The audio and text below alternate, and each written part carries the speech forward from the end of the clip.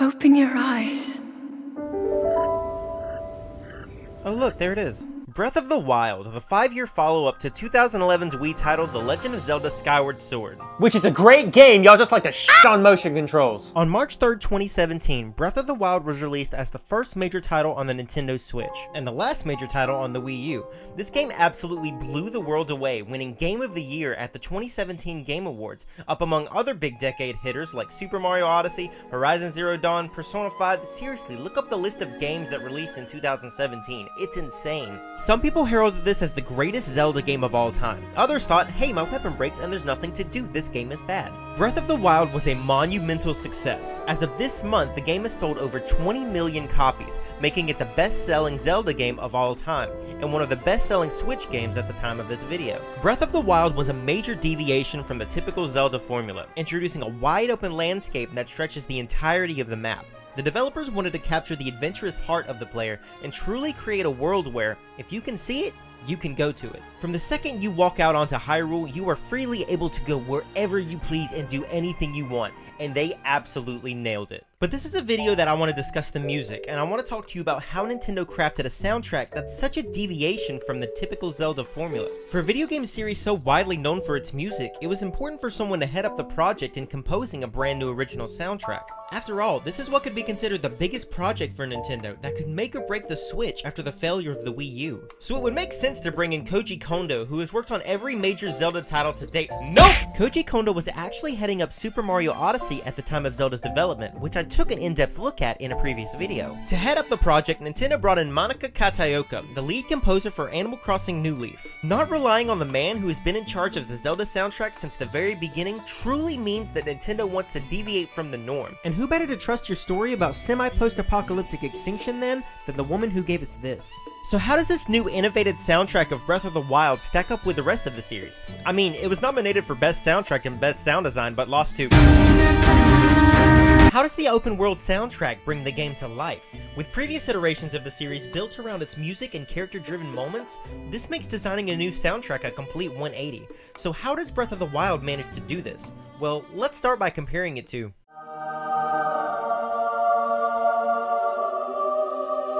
God, I love Nintendo.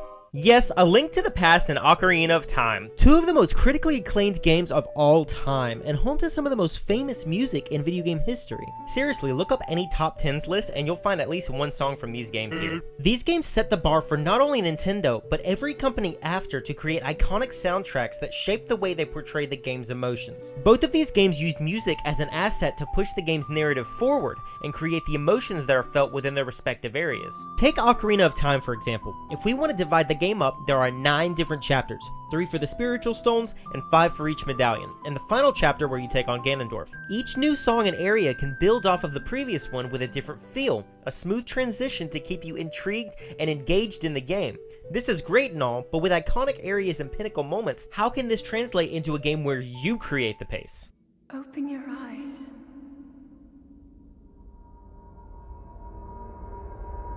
Open your eyes.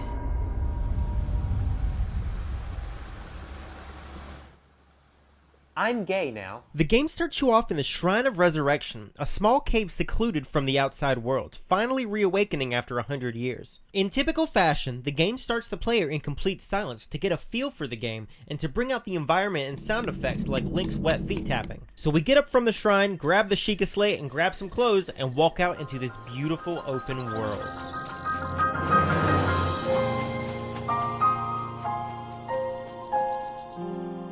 It's so peaceful and relaxing. It's truly a spectacle to see the wide open area of Hyrule for the first time in such breathtaking new graphics.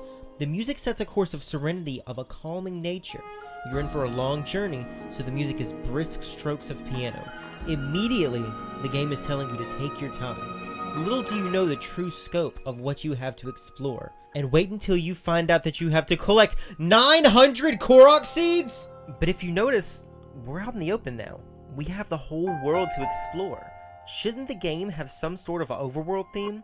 Shouldn't the music want to move me towards a goal? Well, no. Breath of the Wild is a stark contrast to previous Zelda titles. Far too often I hear people talk about their Zelda experiences. You see, I played this Zelda game, but I took a break and forgot where to go, so I never finished it. Breath of the Wild feeds off of this, and gives you secrets to explore around every corner. It's handing you the paintbrush and the empty canvas to paint your own story. The game doesn't want to push you forward. The game wants you to move yourself forward. If you take a break or even happen to fall asleep while playing it, you can just start back up right where you left off. So where's the music in this game? The soundtrack is 6 hours long, so where does all this music come in? Well, music denotes a key interest. The game is very quiet and very relaxing, so when music plays, it's a different auditory experience for the player. It captures your attention. It's waking the player up to say, hey, something is happening. Take a look at the first landmark, the Temple of Time, as we get closer. A key moment. This is a point of interest, so you might be well to remember this. It feels nostalgic in a way, coming back to this area from previous games, dilapidated and broken down, but it's still recognizable enough as the Temple of Time. But how recognizable is it? Well, take these seemingly spaced notes and put them a little closer together.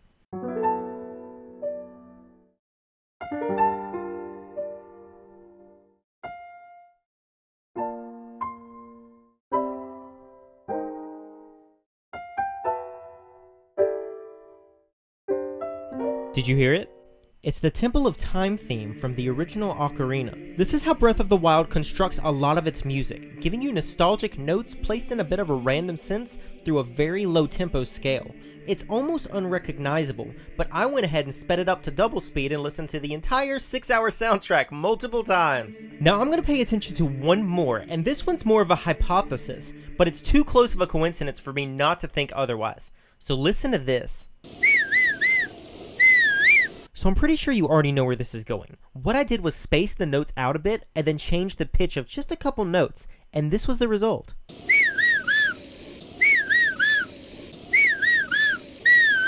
There's no way this is just a coincidence. It's the same melody as Lon Lon Ranch, or Epona's song from the original Ocarina of Time.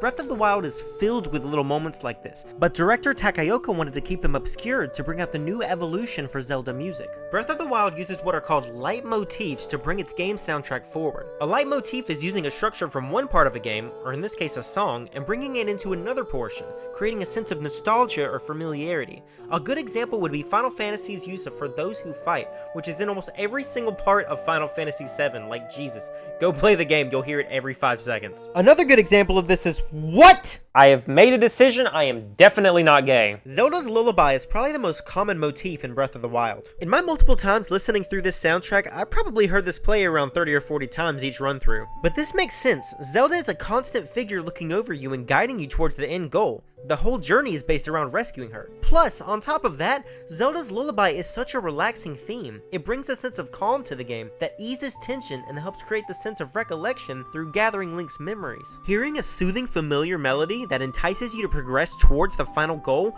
draws out a sense of accomplishment in the player. Now, that's not to say that everything in the game is a leitmotif. Songs like Zora's Domain and the Fairy Fountain sound almost identical to its Is this Nintendo? Big titties in my video game? Seriously. You got Zelda's ass, you got big titties, what the hell is this game rated?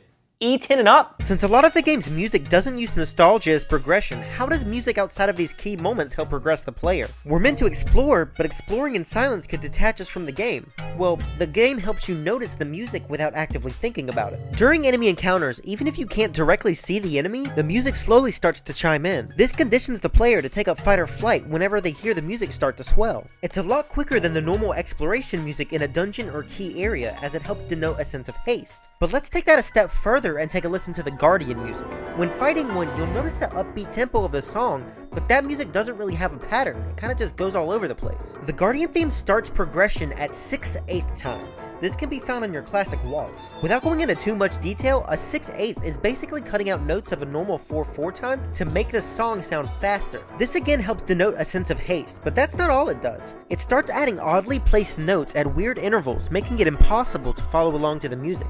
These oddly placed notes create confusion in the player, as our minds naturally want to latch onto a specific rhythm. This translates into the gameplay beautifully. It correlates to the unpredictability because you have no idea how the song is going to change, but you also have no idea what the Guardian's next move is. Breath of the Wild does this consistently in its open world exploration, but how does it approach its key story moments? The bulk of the story revolves around Link's journey to rescue the champions and free the divine beasts. Music revolving around Urbosa, Daruk, Fish Waifu, and Falco Lombardi set the tone for each interaction, and builds off of the one before it to deliver emotional key moments. Urbosa's theme starts with strong world instruments that seem that they would fit in a busy street or a bazaar. Please don't say adventure. This slowly dials back into a soft resonant piano with sharp accents of strings throughout. I feel this shows off the snarky nature of Urbosa, while embracing the motherly warmth that she gives off. She's a strong female leader, but compassionate at heart. Daruk mimics this as well. The first 10 seconds show the brute force and tough physical strength of the Goron through its bombastic instruments. But right past that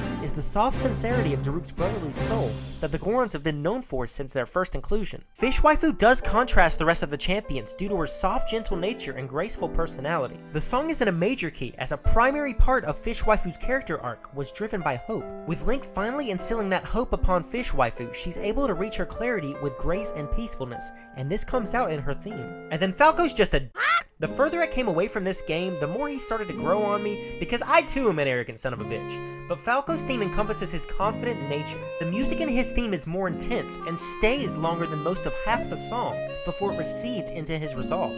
This rings true to the story events. Falco never sways from his confidence until he's out of Link's sight. It is only until Falco understands the drive that Link has that instills his hope and leads to his resolve as the Rito champion. But don't think that I forgot about King Rome's theme. Most themes of regality in video games strike bombastic chords that overexert themselves and bring out the power that royalty has. King Rome's theme is in opposition to this. His kingdom has fallen, his daughter is still fighting, and he has completely failed the entirety of his kingdom, which ultimately rested on his shoulders. In music, it's commonplace for notes to be written in a major scale, with minor notes accented to denote sadness, but King Rome's theme turns this on its head. There are small major chords scattered throughout the song that instills the faint hope that resides within him, knowing his daughter is still alive, and that Link has a chance to restore the kingdom. I couldn't find a true theme for Zelda, as her character development is so tethered to the storyline events. Many of Zelda's musical themes stem from her various emotions of the game, whether that be nervousness, guilt, remorse, or frustration. This is where a lot of the time I kept hearing Zelda's Lullaby or other previous overworld themes from the previous games. This was also a great chance for the music to bring in the overture we hear as the main theme, fueling our emotions and cementing us as a part of her journey. Breath of the Wild is a masterclass in music design. Sure, its music might not be as anthemic as previous titles,